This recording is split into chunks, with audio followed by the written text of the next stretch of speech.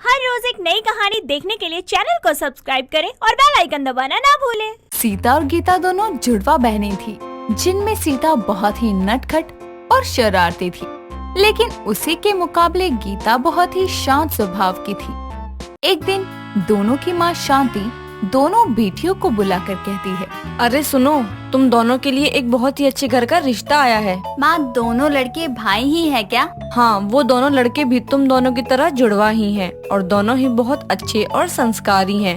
मैंने तो रिश्ते के लिए बोल दिया है कि बात आगे बढ़ाओ, और उनकी तरफ से जवाब भी आया है कि कल वो लोग देखने के लिए आएंगे तुम दोनों को।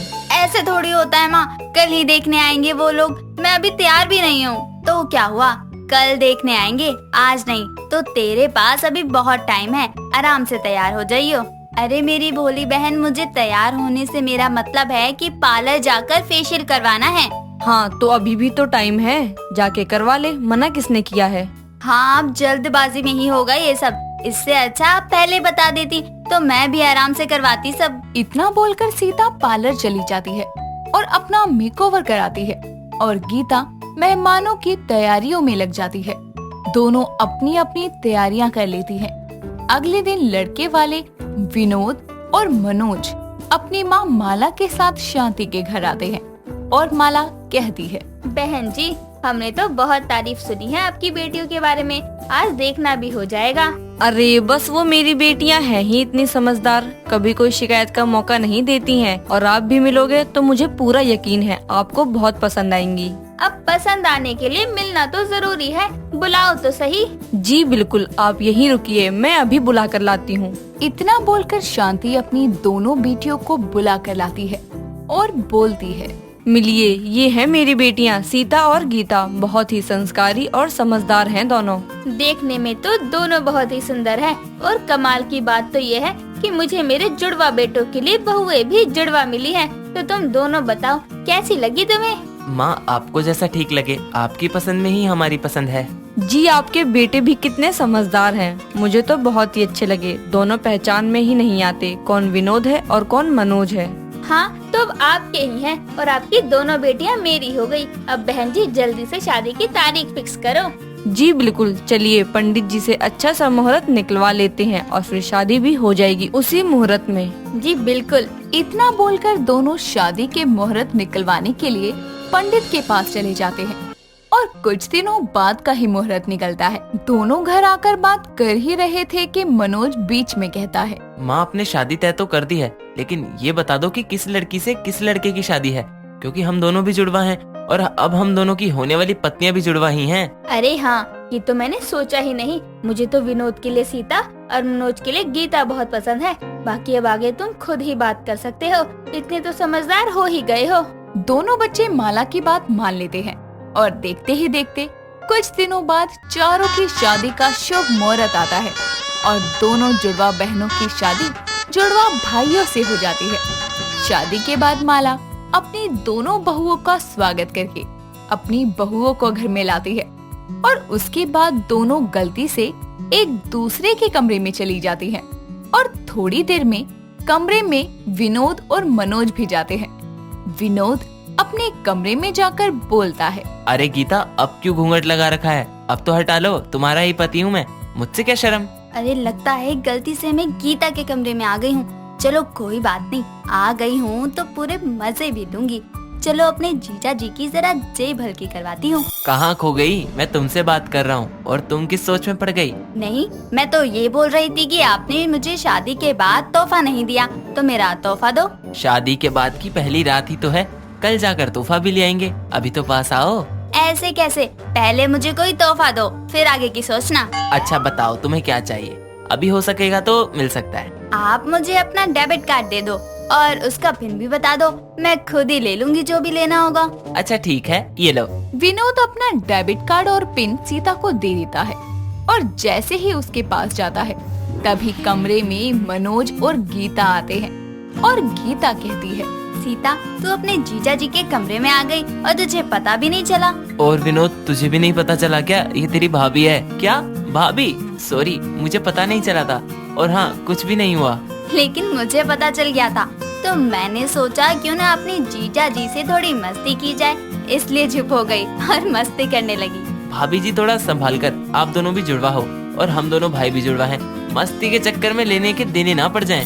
बातें हो गई हों तो अब बहुत रात हो गई है, चले अपने कमरे में सीता। हाँ चलो चलो। भाभी जी मेरा डेबिट कार्ड तो दे दो। वो तो भूल जाओ आप, ये सोच लेना कि जूते चुराई की रस्म में अपनी साली को दे दिया।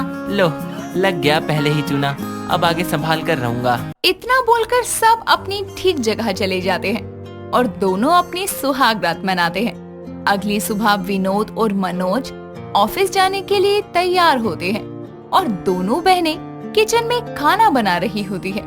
तभी किचन में माला आकर कहती है, अरे अब तुम दोनों में से सीता कौन है और गीता कौन? छोड़ो, मुझे क्या, बहू खाना बन गया तो ले आओ, दोनों को ऑफिस जाने के लिए लेट हो रहा है। माँ जी ये देखो, जो ज्यादा बोलती है वो है सीता, मतलब मैं, और जो कम बोलती है वो है गीता। अब समझ गई या और अच्छे से समझाऊं? हे भगवान, अब जाकर तो मैं देखकर बता पाई हूँ कि विनोद कौन है और मनोज कौन। अब वापस अपनी बहुओं को पहचानना शुरू करूँ, मेरा तो सर ही घूम जाएगा। कोई बात नहीं, मैं आपका सर दबा दूंगी माँ जी, मैं किस लिए हूँ। माला किचन से चली जाती है और थोड़ी देर में दोनों बहनें खाना लगा देती हैं। जिसके कुछ देर बाद सीता फिर से विनोद से गीता बनकर कहती है, विनोद थोड़े पैसे दे दो ना, साड़ी लेनी है मुझे। सारे पैसे तो आपकी बहन और मेरी भाभी जी ने ले लिए, अब आपके लिए कहाँ से लाऊं मैं? हाँ, अपनी साली को देने के लिए पैसे हैं और मैंने मांग लिए तो बस मुंह बना लो। जाओ, मैं बात नहीं कर रही आपसे। अरे मुंह मत बनाओ, ये लो पैसे, आप तो खुश ना? फिर बन गए ना आप बुद्धू। आप भी ना, ये सीता है और मैं हूँ आपकी बीवी गीता। क्या भाभी, आप भी ना? सुबह सुबह मैं ही मिला था क्या आपको? अच्छा खासा मूड खराब कर दिया। क्या विनोद, तू भी पागल बन जाता है और अब मुंह बना रहा है। चल अब खाना खा ले, मुंह मत बना। अब तो यही लगा रहेगा घर में, पहले 2 जुड़वा भाई थे, लेकिन अब 2 बहनें भी जुड़वा आ गई। बस पहचानते रहो कौन सीता है और कौन गीता है। माँ जी आपको तो बता ही दिया है मैंने कि आप हमें कैसे पहचान सकती हैं, लेकिन आप ये सबको मत बता देना, वरना मैं अपने जीजा जी से मजे नहीं ले पाऊंगी। क्यों विनोद जी, सही कह रही हूँ ना मैं? हाँ भाभी, आप अभी कुछ मत बताओ, मैं भी थोड़े मजे ले लूं, तभी तो भाभी को भी अपने देवर के बारे में पता चलेगा। अब तुम यहाँ भी शुरू हो गए, कभी तो छोड़ दिया करो किसी को। अरे नहीं भाभी, इन दोनों की वजह से तो घर में रौनक बनी रहती है। हम भी देखते हैं कब तक चलता है इन दोनों का। इसी तरह दोनों के घर में कभी किसी बात को तो कभी किसी बात को लेकर एक दूसरे को पागल बनाने की आदत थी और इस तरह जुड़वा जोड़ियों की नोक-झोंक चलती रहती है और घर में भी रौनक बनी रहती है और सब जुड़वा लोग एक साथ खुशी से रहते हैं। अभिषेक, चिराग और अंश तीनों बचपन के दोस्त एक साथ पढ़ाई के लिए दिल्ली जैसे बड़े शहर में आते हैं। साथ ही अपने रहने के लिए तीनों किराए पर एक घर लेते हैं, जहां पहुंचते ही सबसे पहले तीनों अपने अपने बैग्स फेंक कर सोफे पर पसरते हुए एक दूसरे से बोलते हैं, अरे यार बहुत थक गया, कोई चाय तो पिला दो। हाँ साले, ससुराल आया ना अपने, चाय दो महाराज को, उठ के जाके बना ले और हमें भी पिला दियो। तुम दोनों क्या मेरी साली लगते हो सालो, जो तुम्हारी इतनी सेवा करूंगा? निकलो यहाँ से पैण के भाई। अबे सालो चुप हो जाओ, आते ही गाली गलौज शुरू कर दिया, सोने दो मुझे चैन से। अंश सोफे पर पड़ा हुआ पिलो उसकी तरफ फेंकते हुए उससे बोलता है, तेरी माँ नहीं है हम जो तुझे सोने दें। उठ लो यार तुम दोनों, अब कब तक सोओगे? सामान भी तो सेट करना है। तीनों घर का सामान सेट करके एक बार फिर से पसर जाते हैं। तभी अचानक डोरबेल बजती है, जिसको सुनकर चिराग बोलता है, बड़ी गेट खोलो जाके। अबे भाई यार, मेरे पैर में अभी अभी लकवा मार गया यार, तू जाना भाई, अभिषेक खोल देना। साले मेरे अंदर अपनी पैंट खोलने की ताकत नहीं है, मैं नहीं जा रहा। चिराग तू जा यार। बेटे अगर गेट पे होट सी पड़ोसन हुई ना तो तुम दोनों में से कोई मुंह नहीं मारेगा, उसको तुम्हारा भाई सेट करेगा। ये सुनकर तीनों एक साथ गेट खोलने के लिए भागते हैं। गेट खोलकर देखते हैं तो सामने कोई हॉट पड़ोसन नहीं बल्कि काम वाली बाई होती है, जो तीनों को देखकर उनसे कहती है, साहब मैं तो इधर काम के वास्ते आई, वो शर्मा जी है ना, उन्होंने कहा है नए किराएदार आए हैं तो शायद उनको काम वाली बाई की जरूरत हो। दोनों गेट से अंदर आ जाते हैं। चिराग भी काम वाली को अंदर बुलाकर उससे बोलता है, अच्छा तो आपका नाम क्या है और आप काम क्या क्या कर लेती हो?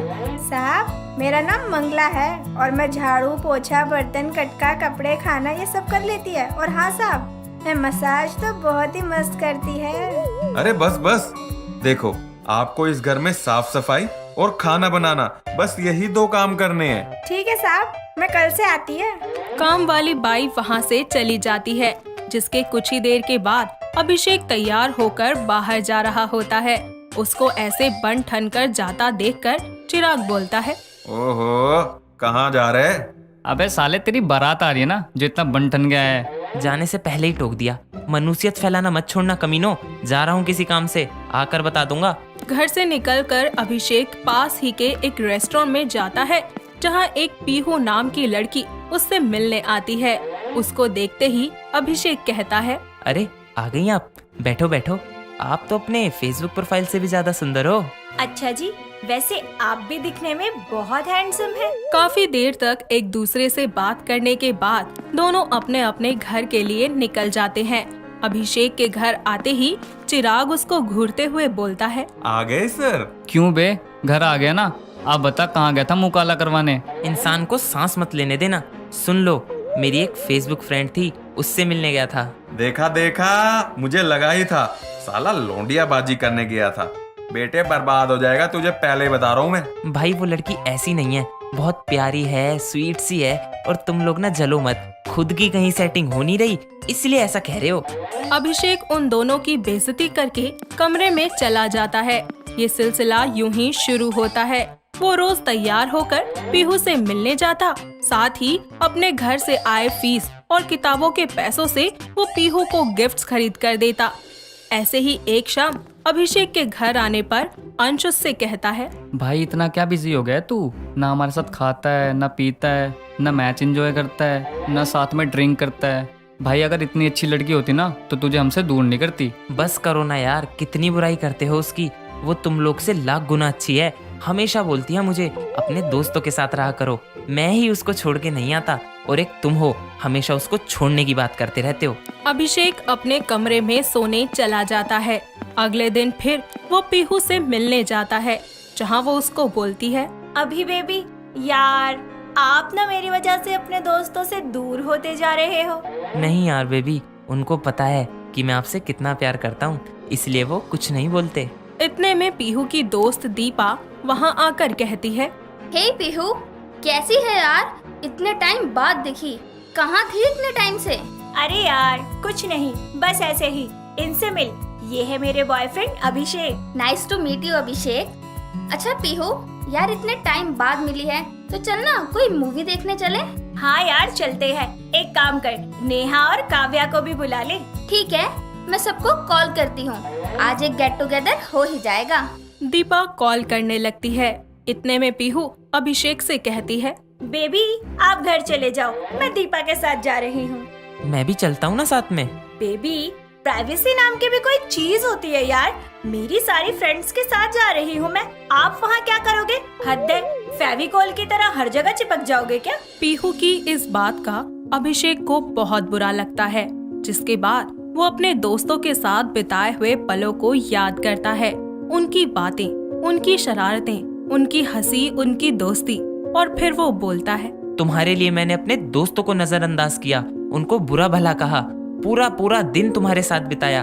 अब तुम्हारे दोस्तों पर बात आई तो प्राइवेसी बीच में आ गई। ओ प्लीज, अपने उन वाहियात से दोस्तों से ना मेरी फ्रेंड्स को कंपेयर मत करो। और हाँ, ज्यादा सैंटी होने की जरूरत नहीं है, शाम तक आ जाऊंगी। तुमसे लाख अच्छे हैं वो, और अगर तुम एक लड़की नहीं होती ना तो अब तक खींच के लगा चुका होता तुम्हारे इस बात पर, समझी? और हाँ, जरूरत नहीं है अब आने की, बाय। अभिषेक भागता हुआ घर जाता है, जहाँ चिराग और अंश साथ में बैठकर मैच देख रहे होते हैं। वो उनके पास जाकर अपने दोनों घुटनों पर बैठकर सर को झुकाए उनसे बोलता है, मुझे माफ कर दो यारो, प्यार के चक्कर में भूल बैठा था। आज अपनी औकात समझ आई तब पता लगा यार से बड़ा कोई प्यार नहीं होता। माफ कर दो भाई, माफ कर दो। साले हम तेरे चड्डी बड्डी यार हैं यार, इतना तो हम जानते ही थे कि एक न एक दिन तो वापस आ ही जाएगा। हाँ साले, अब अगर किसी लड़की के लिए हमें इग्नोर करा ना तो साले उसी के सामने नंगा करके मारेंगे, और वो भी गोबर से सनी चप्पल से। इसके बाद तीनों बहुत ही ज्यादा इमोशनल हो जाते हैं और उनकी आंखों से आंसू भी आते हैं। साथ ही वो तीनों एक दूसरे को गले लगाकर अपनी दोस्ती के किस्सों को याद करने लगते हैं कि तभी अचानक काम वाली बाई अंदर से आते हुए उन तीनों से पूछती है, ए साहब, ये फटा हुआ कच्चा किसका है रे? हमारा है। छी छी छी, इतनी कंजूसी। साहब मेरी तनख्वाह से पैसे काट लो, पर कच्चा तो अलग अलग ले लो। तीनों हंसने लगते हैं। मंगला भी अपने काम में लग जाती है, जिसके बाद वो तीनों एक साथ बैठकर मैच देख रहे होते हैं। तभी अभिषेक के फोन पर पीहू का कॉल आता है।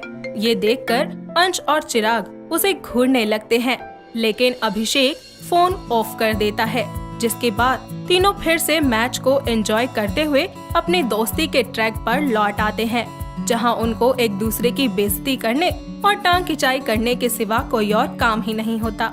साथ ही अभिषेक को भी इस बात का एहसास हो जाता है कि दोस्ती से बड़ी कोई भी चीज नहीं होती। प्यार अगर दोस्ती के बीच आ जाए तो वो प्यार नहीं होता। इसीलिए हमें अगर प्यार चाहिए तो उसके साथ में दोस्ती भी जरूर चाहिए। शिप्रा अपनी बेटी प्रिया को आवाज लगाते हुए कहती है, प्रिया बेटा, अरे ओ मेरी आलसी बेटी, उठ जा, सुबह हो चुकी है, अपने सपनों की दुनिया से बाहर आ जा। शिप्रा की आवाज सुनकर उसका पति सुधीर बाहर आकर कहता है, क्यों सुबह सुबह टेप रिकॉर्डर की तरह शुरू हो जाती हो? सांस भी ले लिया करो कुछ वक्त के लिए। हाँ, इस घर में तो मैं ही पागल हूँ। एक तो सुबह जल्दी उठो, सबके लिए नाश्ता बनाओ, फिर भी इतनी खरी खोटी सुनाते रहते हैं। बोलती रहो, मेरा दिमाग मत खाओ। आप दोनों बाप बेटी मेरा खून पीने के लिए ही बने हुए हो। देख लो जी, अगर अपनी बेटी को नहीं उठाया ना आपने, तो मुझसे बुरा कोई नहीं होगा। अरे तुमसे बुरा तो सच में दुनिया में कोई नहीं है। दोनों पति पत्नी की नोक झोंक के बीच प्रिया अंगड़ाई लेती हुई बाहर आती है और बोलती है, पापा की परी हूँ मैं। अरे ओ पापा की परी, तुझे तो मैं अभी उड़ाती हूँ। टाइम दिख रहा है तुझे कितना हो रहा है? अरे माँ, जिनके सपने बड़े होते हैं ना, उनकी नींद भी लंबी होती है। हाँ, देखना मेरी बेटी किसी दिन बहुत बड़ा काम करेगी। ठीक है, मैं भी देखती हूँ कि आपकी ये बिटिया रानी क्या बड़ा करती है। प्रिया तैयार होकर अपने कॉलेज के लिए निकल जाती है, जहाँ पर एनुअल फंक्शन की तैयारियाँ चल रही होती हैं, जिसे देखकर वो अपनी दोस्त त्रिशा से कहती है, त्रिशा, तो देखना, इस बार तेरी दोस्त ही एनुअल फैंसी ड्रेस कंपटीशन में फर्स्ट आएगी। पर तू कंपटीशन में बनने क्या वाली है? बेटा, स्टेज पे ही देखियो। अगले दिन कॉलेज के फंक्शन में जज के तौर पर शहर के मशहूर बिजनेस टाइकून राम कपूर को बुलाया जाता है। उनके आने के कुछ ही देर के बाद फंक्शन शुरू हो जाता है। एक एक करके सभी कॉम्पिटिशन्स करवाए जाते हैं। अंत में बारी आती है फैंसी ड्रेस कंपटीशन की, जहां प्रिया एक सरदार की कॉस्ट्यूम पहनकर स्टेज पर आती है और भंगड़े का पोस्चर लेते हुए बोलती है, बल्ले बल्ले ते शावा शावा, बल्ले बल्ले ते शावा शावा, पियो पियो ते कावा कावा, बल्ले बल्ले ते शावा शावा, पियो पियो ते कावा कावा। गाना खत्म हुआ। प्रिया की ये परफॉर्मेंस देखकर वहाँ मौजूद सभी लोग हंसने लगते हैं। साथ ही उसकी ये परफॉर्मेंस देखकर राम कपूर उसको कहते हैं, आप कितने क्यूट हो। I really like your act. Thank you sir. Priya जैसे ही सर झुकाती है, उसके सर पर बंधा हुआ कपड़ा खुल जाता है, जिसके बाद उसके लंबे बाल उसके चेहरे पर आने लगते हैं। ये देखकर राम कहता है, ओह, तो आप एक लड़की हो। कॉस्ट्यूम में तो पता ही नहीं लगा। प्रिया को राम बहुत पसंद आता है। हालांकि वो उससे दुगनी उम्र का व्यक्ति था, पर कहते हैं ना कि जब प्यार होता है तो वक्त, हालात, ऊंच नीच, अमीर गरीब या छोटा बड़ा नहीं देखता, वो बस हो जाता है। अपनी परफॉर्मेंस के बाद प्रिया राम के ख्यालों में डूबी हुई बाहर आती है, जहां त्रिशा उससे कहती है, वाह यार, तू तो छा गई। पता है, बहुत ही फनी एक्ट था, सारे जोर जोर से हंस रहे थे। प्रिया का ध्यान त्रिशा की बातों पर नहीं होता। वो तो सिर्फ और सिर्फ अपने ख्यालों में खोई रहती है कि तभी उसको राम कपूर अपनी कार से वापस जाते हुए दिखाई देते हैं। तो वो भागकर उनकी कार को रोकते हुए कहती है, रुकिए, वो मुझे आपसे बात करनी थी। राम कार का शीशा नीचे करके बोलते हैं, हाँ बोलिए। वो ना, आप मुझे बहुत अच्छे लगे। आपने जो तारीफ में मेरे शब्द कहे ना, वो मेरे कानों में ही गूंजे जा रहे हैं। I think I fall in love with you. आप पागल हो गई हो। अपनी उम्र देखो, ये उम्र जिंदगी जीने की होती है, किसी के साथ ऐसा भद्दा मजाक करने की नहीं। पर मैं सच कह रही हूँ, मजाक नहीं कर रही। तुम कार में बैठो, तुमको मैं अच्छे से समझाता हूँ। राम प्रिया को पास के एक कैफे में ले जाता है और बहुत समझाने की कोशिश करता है, लेकिन अब प्रिया किसी के रोकने या समझाने से समझने वाली नहीं थी। राम के इतना कहने पर भी वो उसको गुस्से में जवाब देते हुए बोलती है, मैं आपसे प्यार करती हूँ, आप करो मत करो मुझे फर्क नहीं पड़ता। पर मैं उम्र में तुमसे बहुत ज्यादा बड़ा हूँ। तुमने सोचा है कभी लोग क्या कहेंगे? जिनको बोलना है बोलते रहे, मुझे किसी की परवाह नहीं है। इतना कहकर प्रिया वहाँ से चली जाती है, लेकिन राम वहीं बैठा हुआ उसके बारे में सोचता रहता है। आज के बाद से वो भी रोज उससे मिलने कॉलेज आता। दोनों साथ में समय बिताने लगते हैं, जिसके बाद राम को भी प्रिया से प्यार हो जाता है। ऐसे ही एक दिन प्रिया को उसके घर छोड़ते वक्त राम उससे बोलता है, प्रिया, क्या तुम्हें लगता है कि तुम्हारे घर वाले हमारी शादी के लिए मान जाएंगे? मेरी खुशी के लिए ना उन्हें मानना ही पड़ेगा। ऐसा करते हैं, हम कल चलते हैं, उनसे बात करते हैं। ठीक है। अगले दिन दोनों कार में बैठकर उसके घर पहुंचते हैं, जहां प्रिया अपने माता पिता को राम के बारे में सब बताती है, जिसके बाद उसकी माँ बोलती है, हाय दैया, ये लड़की तो हमें कहीं मुंह दिखाने लायक नहीं छोड़ेगी। कितने बड़े बड़े सपने देखती थी और अब देखो इसे, अधेड़ उम्र का पति ले आई अपने लिए। मैं ना कहता था मेरी बेटी कुछ बड़ा करेगी। अरे अपनी आंखें खोलो, वो बड़ा काम नहीं बड़ा पति लेकर आई है। बेटा अगर तुझे पति ही चाहिए था तो हमसे बोल देती, बाप तो तेरे पास पहले से ही था, तो इसे क्यों ले आई? मम्मी, ये आप क्या कह रही हैं? आज के जमाने में भला प्यार उम्र देख के किया जाता है। मम्मी जी, प्रिया सही कह रही है। मैं आपकी बेटी को हमेशा खुश रखूंगा। शिप्रा के घर में हो रहा ड्रामा पड़ोस की दो औरतें कान लगाए सुन रही होती हैं और आपस में खुसुर पुसुर करते हुए बोलती हैं, अरे सरला बहन की तो किस्मत ही फूट गई।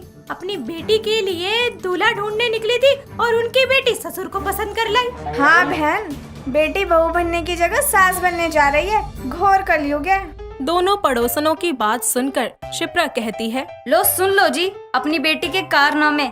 इसे ये अधेड़ उम्र का आदमी ही मिला था ब्याह रचाने को। हे भगवान, जब बेटी खुश है तो तुमको किस बात की आग लग रही है? हाँ माँ, प्यार और जंग में सब जायज है और जरूरी थोड़ी है कि सबको छोटे ही अच्छे लगे, किसी किसी को बड़े भी अच्छे लगते हैं। अरे शर्म कर ले बेशरम, अपने बाप के सामने खड़ी है तू। अरे मेरा मतलब लोग। क्या माँ, कुछ भी बोलती हो? प्रिया अपनी माँ को मनाने में लगी होती है, तभी उनके घर भागता हुआ राम का मैनेजर आता है और फोन देते हुए राम से बोलता है, राम सर, जल्दी बात करिए, आपकी बीवी का फ़ोन है। वो आपकी बेटी जिद कर रही है ना कि उसको अभी के अभी खिलौना चाहिए। ये सुनकर सारे हैरान हो जाते हैं और राम को देखने लगते हैं। प्रिया भी ये सुनकर उससे बोलती है, तुम शादीशुदा हो और तुमने मुझे कभी बताया भी नहीं। अरे तुमने कभी पूछा नहीं तो मैंने बताया नहीं। How mean you are, lawyer, cheater, तुम्हें मैं छोड़ूंगी नहीं। ये सुनते ही राम वहाँ से भाग जाता है। प्रिया भी उसके पीछे झाड़ू लेकर भागती है। दूसरी तरफ ये सुनकर शिप्रा कहती है, देखा अपनी बेटी को, बड़े बड़े सपनों के चक्कर में किसी बड़े कारनामे में फंस जाती है। हाँ, आज तो राम ने बचा लिया। अरे राम तो इसे फंसा रहा था। अरे मैं भगवान राम की बात कर रहा हूँ भाग्यवान, तुम भी ना हद कर दियो। इस तरह समय रहते राम की सच्चाई प्रिया के सामने आ जाती है, जिसके कारण वो एक बहुत बड़े धोखे से बच जाती है।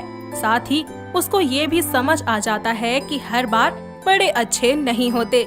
अरे मैं भी बड़े लोगों की ही बात कर रही हूँ। दोस्तों, अगर आपको ये कहानी पसंद आई तो इसे लाइक करें, शेयर करें और कमेंट करके बताएं कि